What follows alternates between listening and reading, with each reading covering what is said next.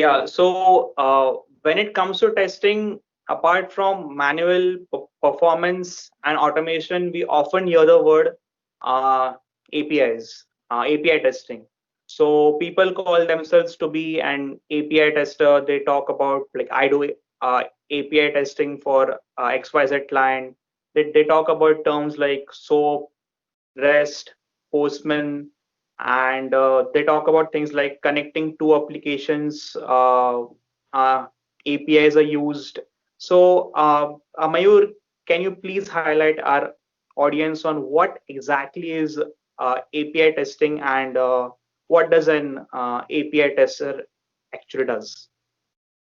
Okay. So basically, API testing is nothing but validating application programming interface in terms of functionality, security, performance. And as you correctly said, we are binding two application using this API. So for every application, there are three layers, we can say. First is presentation layer, second is business layer, and third is database layer. So API testing basically falls in business layer, wherein which developer writes some business logic using these API calls. And as you said, there are two types of APIs development usually creates. So basically, those are architecture style to generate the APIs. First is SOAP, and second is RESTful APIs. Okay, so there are different tools as well in market to test both these different types of APIs. So for SOAP based API, people use SOAP UI. For RESTful APIs, people use POSTMAN.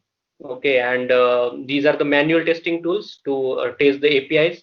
And there are certain tools for automation as well. For in case of Java, we have REST assured library to automate the REST APIs. And there are multiple libraries available in Python as well to automate different kind of APIs. Okay, so when we talk about testing the APIs, we usually send some request to a server, and we expect some response back from the servers. So there are different terminologies come in picture when we talk about API. First is request response. Then we talk about the body, request body. So I'll briefly tell what all these terminologies so that the audience will be able to understand. So basically, request is nothing but what kind of information we pass on to the server, and response is nothing but what all information we get back based on that request from server to client. Okay, so this is request and response. Then there are different HTTP methods we will use when we use API. So in general, we use get, post, put, delete. These are the general methods. First is get. So get is nothing but if we want to get something from the server, so we send the get request, and we retrieve some information from the server. Second is post. So with using post request, we basically create some resources at server. Then there is a put request. So if we have something already available at server level and we want to add something to that, then we usually put some information to the server end. And there is a delete. So we already created one resource in server, and we want to delete something there. So we use delete. So these are some commonly used terminologies we use during API automation. And so now the trend is, I mean, earlier we used to follow traditional methodology, because testing usually used to start when we get application available, kind of UI available for the testing. But now it is recommended to involve API testing in QA process. So when I say involving API testing early in the QA process, that means that we should involve as soon as APIs are ready. And even if your UI is not ready, you should start testing your API to catch bugs early in the application lifecycle.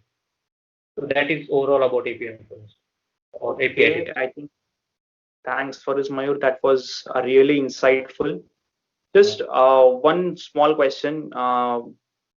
Is it true that people are right now migrating towards Selenium with Python from Selenium with Java because Python is much more easier? Yeah. Recently, we are hearing that there are multiple libraries available in Python which are easy as compared to Java, and we can automate most of the API related things in Python. So yeah, next thing we can say in future, Python will be used more frequently than Java for API automation. Okay, that really felt nice. Okay, thanks for his insights, Mayur. Yeah, thanks, Akshay.